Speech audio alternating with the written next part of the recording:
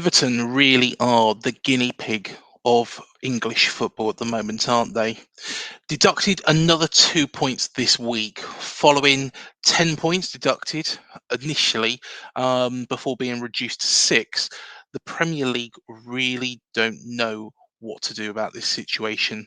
Now, before we start this video, please like and subscribe to this channel. It really does help this channel to grow, and we'll be doing much more on this subject about PSR, about Everton, about Forest, about Leicester, about the whole of the Premier League, and why Richard Masters should resign.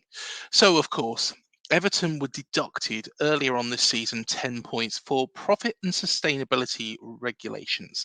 Now, the thing is the Premier League did push for a harder punishment on Everton, but an independent panel chose 10 points. Now, why did they choose 10 points, and why did they not select something that was a little bit smaller? The thing was there was no real benchmark in the Premier League. The only time when a club has actually been deducted points was, of course, when Portsmouth went into financial jeopardy years and years ago, and of course, when Blackburn Rovers and Middlesbrough's game did not take place. So that really is the only 2 points when points deductions have been used in the Premier League. Now, we've already seen three this season, and to be honest, it is ruining the integrity of the game. Now, do cast your mind back to when Italy and Serie A was on fire. Now, the thing was there was a number of clubs that did break the rules. There was all sorts of misdemeanors that went on at some of the biggest clubs in Italian football, and rightly or wrongly so. Juventus, for example, were relegated to Serie C. Now, the thing was this did not have a good effect on Serie A. The thing was, Serie A, everybody remembers from growing up, were on Goal Italia, on Channel 4, and many other programs. Let's be honest, the Italian league around Italia 90 was the envy of global football. It's not anymore. And part of that has to take place of what happened all those years ago. And do you know what? The Premier League has really risen to be the staple of global football. And the problem is that I don't think it will do in the future. Now, there is a little bit of difference between these stories. Now, the first difference is, of course, Everton aren't classed as a top six club. However, they are one of the founding members, and they are the club who have spent the most time in the top flight in English football history. Now, do take that back and realise, and I think we need to put a pin in that part for a moment, because do think that this is a club that's been forever present, really, through most people's memories in the top level of English football. Manchester United, Liverpool, Chelsea have all dipped down at times to the second tier. Manchester City even went down to the third tier as recent as 1998 when they were relegated into the old Division 2. Let that sink in. So, are Everton a big six club? No, but they've got a lot of history. And we need to put a pin in that, because Everton, in my mind, and in a lot of Everton fans' minds, I'm sure, will be feeling that they are the guinea pig of English football. And this could have real big ramifications. Now, what I do want to bring up is a couple of points which have been made. Now, of course, Everton's points deduction was for the second points deduction was for the period of the 2022-23 season, so the assessment. Now, of course, during that period of time, there is something that you need to keep in mind. Now, Everton were owned throughout this period by Farhad Moshiri, who is the current chairman at Goodison Park. However, they had significant investment from somebody called Usmanov. Now, the thing is with that, is Usmanov is Russian. And of course, the war in the Ukraine broke out. Now, as we saw with Chelsea, we saw with Abramovich, sanctions were put on to Russian owners. Now, the thing was that extended to Everton. And whereas Everton were in a fairly decent position beforehand, yes, they hadn't spent wisely. Yes, like Forest and Leicester, who we'll come on to afterwards, they didn't do the right things. There's a reason why they are being spoken about. Um, at the end of the day, there was reasoning why that those figures had to really be readjusted, and why the Premier League needs to look at this. Now, I feel that Richard Masters, and I'm an AFC Bournemouth fan, we are not subject to PSR. We've actually made a profit for the last financial year, and that is all credit to Richard Hughes, Neil Blake, and our football club. However, the thing is what you have to also look at is that if Bill Foley wanted to spend, he wouldn't be able to spend to actually reach those dizzy heights. And this is my biggest point. It is locking in that top six. The top six does, of course, include Chelsea. How much longer for? Who knows? But the thing is the top six were the top six who wanted to break away and set up this European Super League. Of course, the fans of these clubs rebelled as well, which is a good positive move. However, the thing is it might as well be anyway. Let's take Newcastle United, a club that does have, real wealth to draw upon. Newcastle can't actually spend freely because of PSR and breaking those rules. So they have to actually rob Peter to pay Paul, effectively. They have got the money in the bank. And this is because, if you take into example Manchester United are, easily one of the biggest, if not the biggest clubs in this country. Now, the thing is Manchester United have a global brand. They have people watching that football club over around the world. Some people might not have even been to Old Trafford, might have not have even been to Manchester itself, but support Manchester United.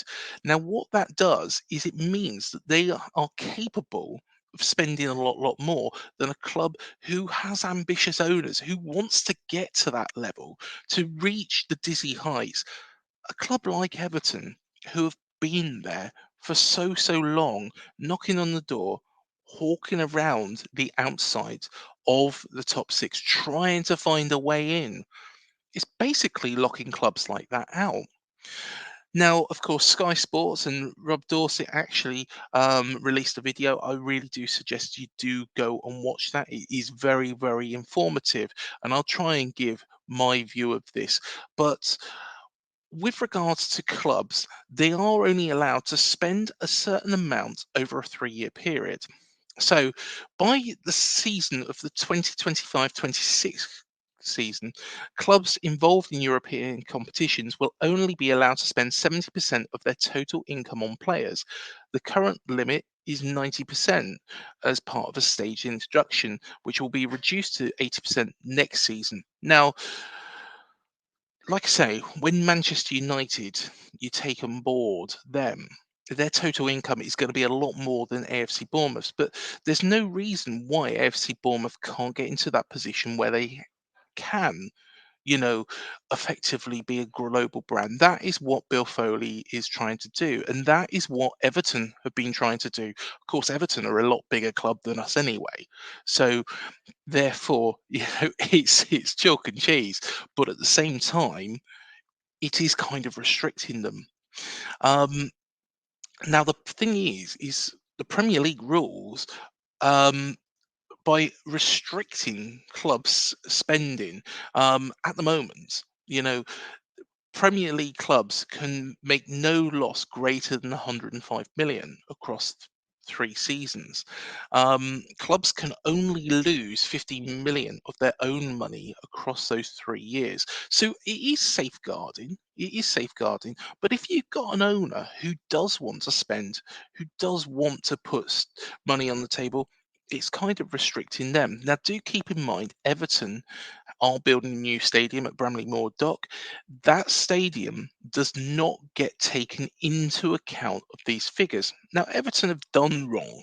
They have spent money on players who haven't found the dizzy heights. However, there is a number of things which do, affect these figures. First one, COVID. COVID is massive. If you look at it, the Premier League, the whole Premier League was shut down. Fans couldn't go into games. The last, 9 games of our season where we was eventually relegated, there was no there was no atmosphere at Dean Court. It had an effect on the players. It also had effect on the coffers at these clubs as well. So that is one thing that you have to take in mind. The second thing, though, is of course Usmanov of course, left the club. He was big part of the income because the actual training ground for Everton was actually sponsored by his business. So you've taken parts of Everton's income away, and therefore that is what really has put Everton into trouble. Now, how did the Premier League get to the ridiculous figure of 10 points? Who knows? It was decided firstly that Everton were guilty. The Premier League pushed for a higher sanction. The independent panel decided on 10 points, which then Everton did appeal and was reduced down to 6. To be honest, it should have been written off altogether. And I'll explain why I think that as well. Of course, Everton have been deducted a further 2 points for this other breach, which again is ridiculous. Is ridiculous. This is a club that had a lot of their income stripped away because of the war in Ukraine. That is no fault of Everton Football Club or their fans, but also they were a club who have been tapping on the door for a long period of time. If Farhad Mashiri can afford to do that and afford, to manage those losses, why shouldn't he be able to? Very much like Nottingham Forest. Now, Nottingham Forest were promoted with ourselves from the Championship. Now, Forest were promoted through the playoffs, and there was a bit of a story of that season. They were in the initial parts of the season, in the relegation zone. When we played them the first time round, they were in the bottom three, looking like they could be heading for League One. Now, what they did do was something quite clever, and what Marinakis did was something quite clever. He brought in a lot of loan players. Now, those loan players did a fantastic job and got them in to the Premier League through the playoffs. So, should Nottingham Forest have been here? Personally, I think their points deduction should be scrapped also. Reason being, it was a necessity that they had to buy and spend a lot of money. Were they completely in the right? No. At the end of the day, they probably spent too much and bought in too many players. It's widely known, that Nottingham Forest went on a shopping spree which is like no others. But at the same time, Forest had to spend. They had to do what they did. And hence the reason why they ended up in this situation. Now, there is a bit of an interesting story here, and this is a bit of a side note. Now, Brennan Johnson, a quality player, was sold to Spurs. Now, he was sold to the Spurs a couple of weeks after these rulings come in. Now, what do I mean by that? Now, Brentford put in a bid for Brennan Johnson, and Nottingham Forest held out. Now, if they had sold Brennan Johnson at that time, it might not necessarily rule them out of being guilty of PSR.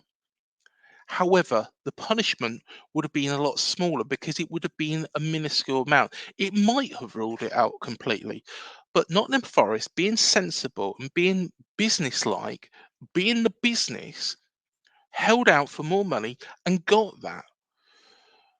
Now, Nottingham Forest aren't a club in the top six. They're not billionaires. Marinakis did the right thing by holding out for a bigger offer for one of his star players to actually get more money for his football club. And personally, I think that is a good move. It's not one that should be punished by a points deduction for failing PSR. And then we come on to Leicester City. Now, Leicester City are a football club who, of course, won the Premier League a couple of years back. They upset the Big Six. And now they're being viewed as guilty of these regulations. Now, Leicester City, of course, is a club not just in the tops who won the Premier League, who upset the top six, but they are also a club that have had quite a lot of tragedy. Now, their owners, their core industry is the travel industry. Now, we've mentioned it already.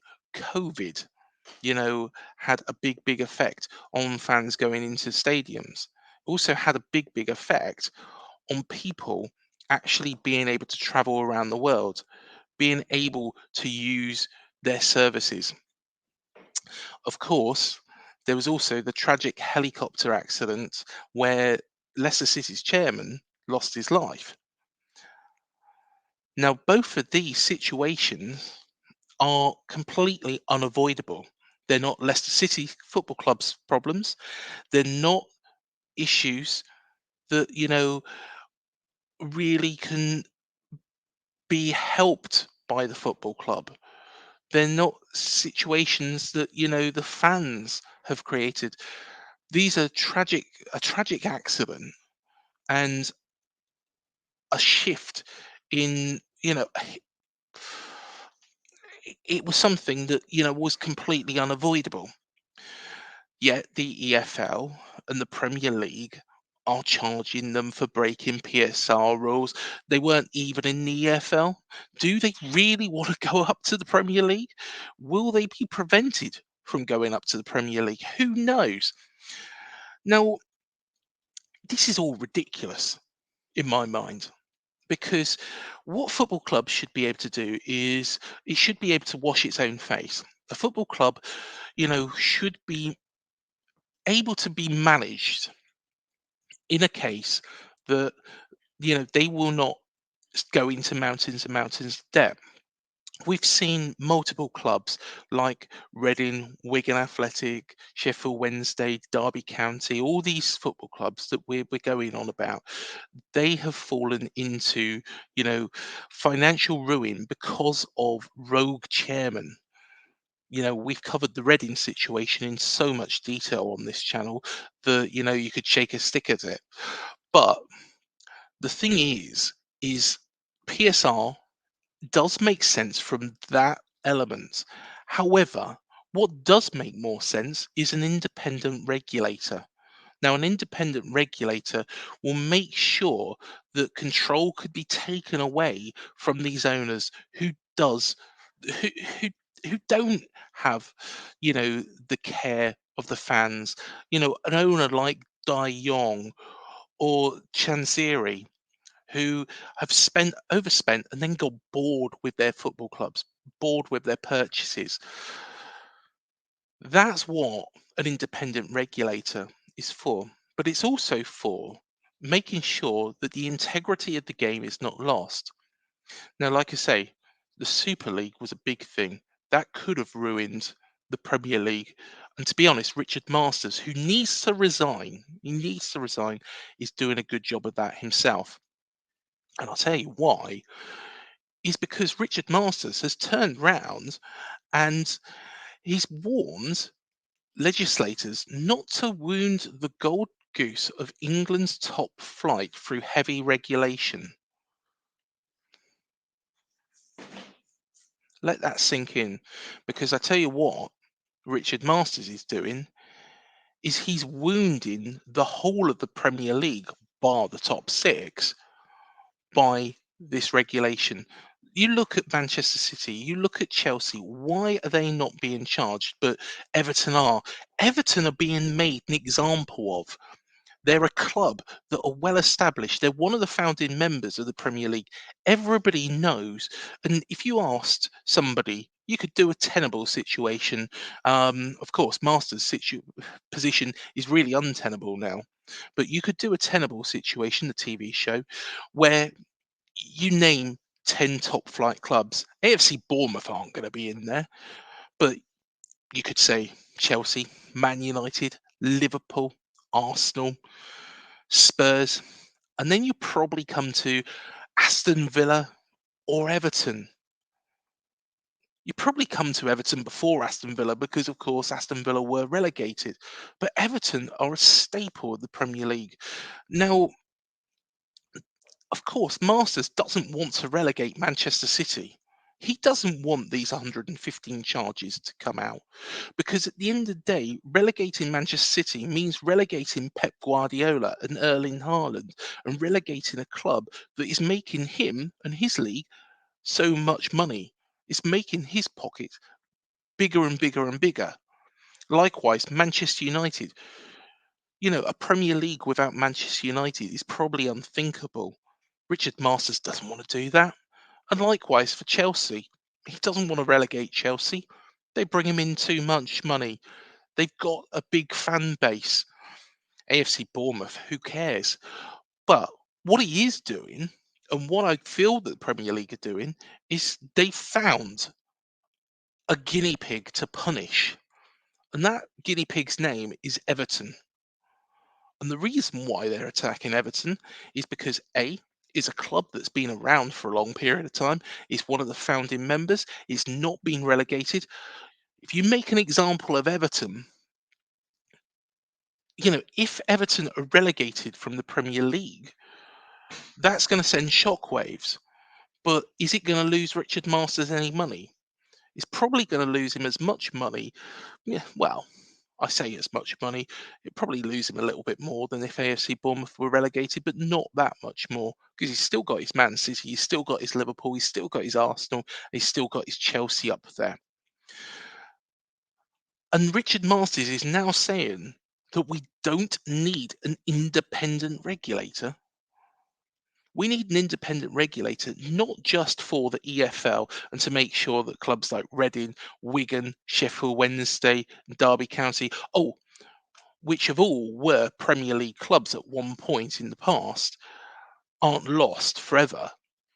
But we need an independent regulator to make sure that there is the link between the EFL and the Premier League, who, let's be right and let's be honest about this, don't like each other, but also to make sure that the rules are being followed, to make sure that there is no golden egg. The golden egg is being in the Premier League in the first place. The golden egg isn't being a Manchester City. The golden egg, you have to, if you charge Everton, you charge Forest, and you charge Leicester, you have to charge Manchester City, and you have to charge Chelsea, and whoever comes with it. If it's AFC Bournemouth, you have to charge us as well. But you can't charge them based on, you know, how big they are. There was this talk of a luxury tax, which was included in that Sky Sports video. Now, with regards to that luxury tax, that was meant to be coming in next season. That was suggested as potentially something that would come in next season. So imagine this. Everton get relegated, Forest get relegated, and then the following season, when you charge Manchester City and you charge Chelsea, they don't actually get a points deduction. They get a fine, which, let's be honest, the run by two of the richest men in the entire world. Where is the punishment in that? There is none. There is none. Whereas Newcastle could put themselves out there, but are unable to do so because of PSR. Now, I'm not saying that Newcastle should spend to get themselves into the top six, but what I am saying is that there needs to be a level of fairness. And if you are going to deduct Everton 8 points for this season, you need to look at those 115 charges by Manchester City. You need to look at what Chelsea have done, and you have to act upon that to make sure that the league is fair, to make sure that the smaller clubs are being looked after. Because what is the point if you can't break into the top six? What is the point of the other 14 clubs? You might as well go and do your Super League, which would ruin the integrity of English football, which Richard Masters is doing single-handedly at the moment. Now, please do let me know, Everton fans, let me know what you make of this entire situation. Do you feel that the Premier League is completely against you and your football club? Do you feel that they should write off the points deductions for Everton, for Forest, for Leicester, and whoever else? Do you feel that instead of yourselves, Forest, and Luton being in a battle, that Manchester City should maybe be relegated from the Premier League this season to keep fairness? Because, of course, they've charged yourselves, Forest, and Leicester. Why not charge Manchester City and Chelsea now and leave them and see what happens? Forest fans, what do you make of this? At the end of the day, you had to spend to make yourselves competitive. So do you feel that the Premier League is completely against you? And Leicester fans, do you really actually want to be in the Premier League? What do you think the EFL are really going to do? What can the EFL do anything, as it wasn't on their watch? And everybody else, let us know what you think about this independent regulator. Is football finished with Richard Masters in charge of it? After all, personally, I think it is, because at the end of the day, you cannot, charge another club. You can't charge Everton, you can't charge Forest, and you can't charge Leicester without charging the other sides. And his handling of this whole league has been embarrassing. My fear is the Premier League is going the way of Serie A. It's going the way of the French league. It's going the way of the leagues that have been full of corruption, because the corruption is there within this division, and therefore it's going to devalue the whole competition. Richard Masters won't be bothered though. He'll probably be gone by then. Let us know what you think. And thank you again for watching. Like I say, like, subscribe, hit the bell. We'll see you in the next video.